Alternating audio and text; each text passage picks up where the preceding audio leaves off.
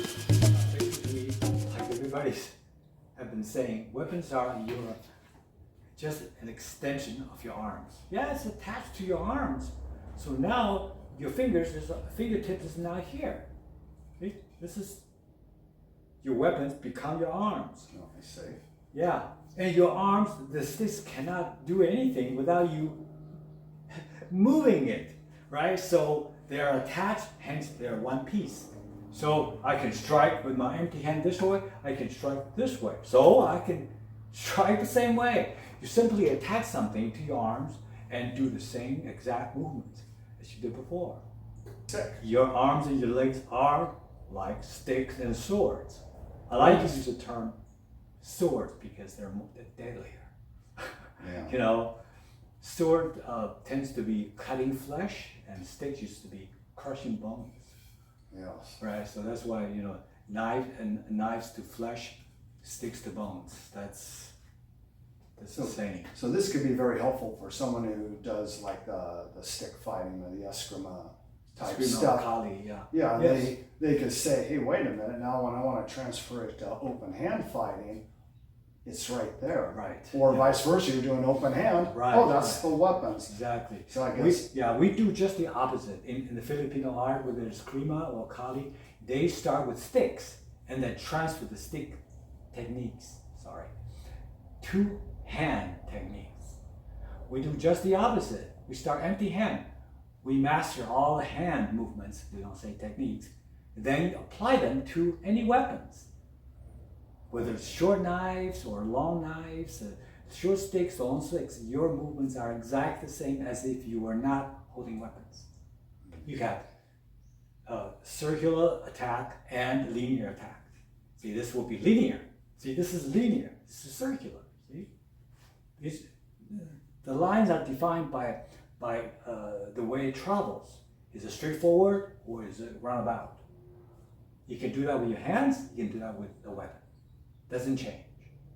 A long time ago, too, one of my students says, you have been learning since day one.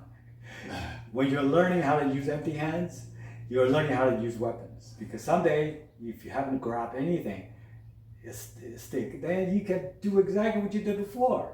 There's no hesitation in transferring the concept. interesting. I started off doing more Filipino martial arts. Then when I come into Wing Chun, I see that all the shapes and motions were all built into the forms. So then it actually tightens up your motions because you're going for shapes and you're not just swinging nilly around, with the stick. So Right. I find it very helpful. But also, when you swing the sticks, people tend to use the arm strength only.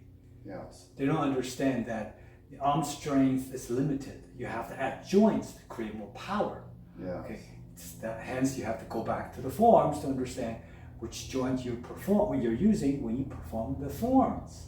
Ah. Most people just go through a motion, say, "Okay, show me the advanced stuff." This is the advanced stuff hidden within the forms. You have to look deeper into the forms, not just I'm done. I'm done with basic math. Let me go to calculus. No, do you understand? It's not just glaze over and move on.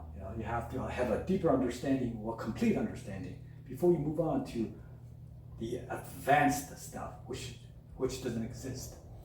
When someone says, "Oh, he's an advanced student," doesn't mean he knows more than you do. He just knows more about what you do than you do. Okay, we know the same thing, but I'm more experienced and I know deeper and more ways to use the same things. That's the advanced. It's not like I'm keep learning new stuff, so I'm more advanced. No, it just means I know more about what we know better than you.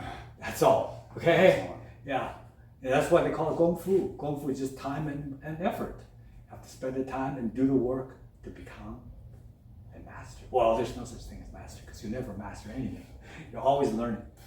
Yeah. Well, my recommendation is anyone who does stick fighting or any of the Filipino martial arts, mix a little bit of Wing Chun in there. You're going to find out it's going to really tighten things. And what I really learned from it is the intention, what your intention is. Because you see so many people just swinging the sticks around like hate to say it, it's like they're twirling a baton. It looks beautiful, but you don't see the intent, the intensity, the targeting. They're not focused on their target. They're just throwing everything around and letting And it it's hit. not reality. Yeah. If you saw someone demonstrating with a willing partner, it looks great.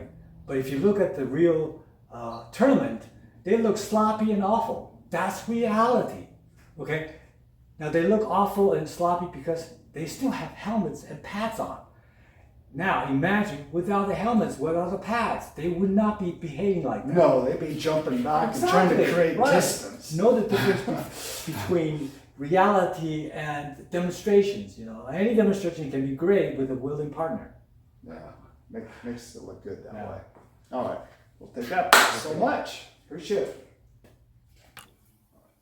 Like, subscribe, comment. You know you want to.